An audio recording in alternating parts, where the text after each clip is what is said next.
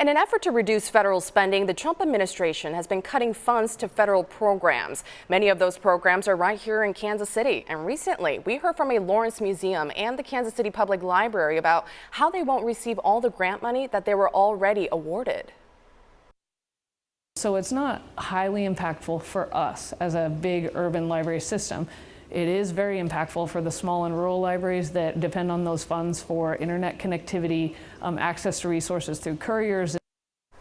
This morning, reporter Olivia Acree joins us live in studio with a new voice affected by those same cuts. Olivia, good morning. Good morning, Gian. Well, these funding cuts that we're talking about, they're reaching beyond libraries and museums. So now Powell Gardens is one of the latest cultural institutions to lose critical funding. And I spoke to leaders there who say the consequences will be felt by everyone who visits. So Powell Gardens received a $217,000 grant from the Institute of Museum and Library Services, or IMLS. And that was expected to support the gardens for 2 years. But after just 1 year, that funding was pulled.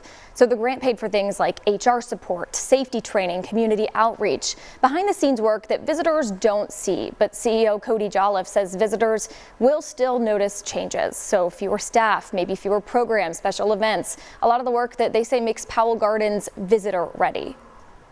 A lot of the things that makes a cultural organization great that people don't see that has to happen every day.